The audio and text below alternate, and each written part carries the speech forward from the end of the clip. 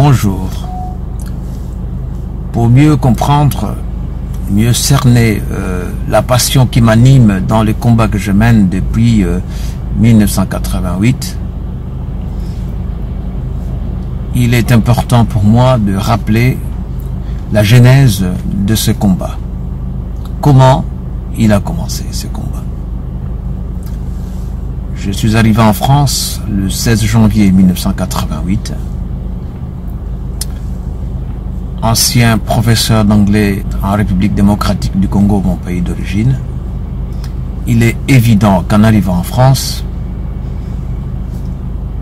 ma question, la première, en tout cas l'une des premières questions que j'avais posées était de savoir comment ça se passait en France en matière de pratique des langues vivantes étrangères. À tous ceux que je posais cette question, la réponse était toujours la même. Que je résume dans cette formule, nous sommes nuls en langue étrangère en France. Quand on vient d'un pays sous-développé, en l'occurrence la République démocratique du Congo, quand on vient de l'Afrique, entendre ça choque forcément. Parce qu'on ne peut pas s'imaginer, je ne pouvais pas m'imaginer que dans un si grand pays, un pays développé, où je me disais qu'il ne peut régner dans ce pays qu'une situation paradisiaque dans tous les domaines, en particulier dans les langues vivantes étrangères, j'étais ahuri, choqué vraiment, d'apprendre que en France, les langues vivantes étrangères n'avaient des vivants que le nom. C'est choquant pour quelqu'un qui vient des pays pauvres. Voilà. Parce que forcément, on se pose la question, comment cela se fait-il? C'était impensable. Pour des tas de raisons. Dans un pays développé, il y a tout. Ou presque. Les conditions sont excellentes. Pour les langues étrangères, il y a l'Angleterre pas loin d'ici. L'Allemagne n'est pas loin. L'Espagne. Enfin, et donc, je ne pouvais pas m'expliquer.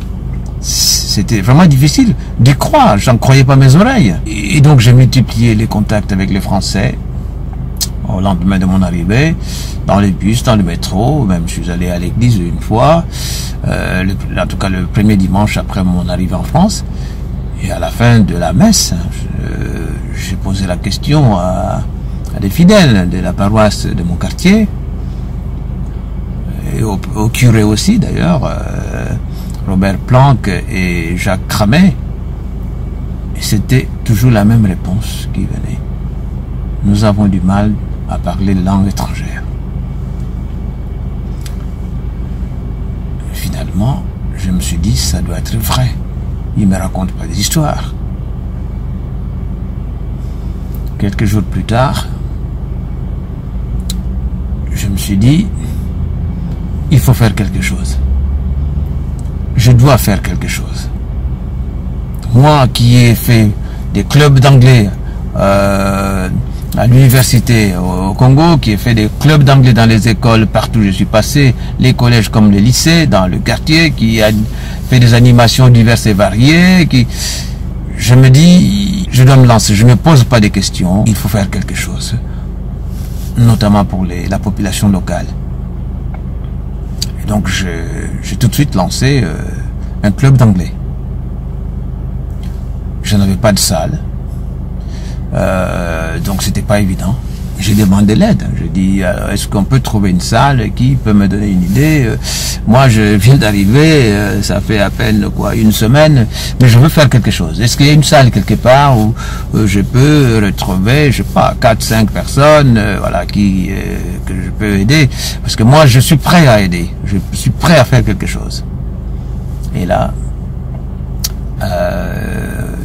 on m'a présenté au directeur du centre social de Centreville, rue des Vétérans, au cabinet d'Ascq. Le directeur Alain Varachem d'emblée avait donné son accord, son aval en tout cas, en disant oui, l'idée est bonne, il faudra mettre en place une association, hein, parce que le centre social accueille les associations, mais dans un premier temps, oui, pourquoi pas. Donc il avait donné son accord de principe. Et donc il fallait s'organiser un petit peu à la fois. Je demandais, moi qui viens d'arriver, je connais quasiment personne, donc voilà, mais le projet que je proposais était alléchant et les gens tout de suite m'avaient fait confiance et voilà, ils se sont mobilisés pour que les conditions soient réunies pour voilà, qu'on puisse démarrer les activités. Voilà, ça a commencé comme ça. Et donc au départ, je cherchais le nom, mais quel nom je peux donner à ce club pour que voilà.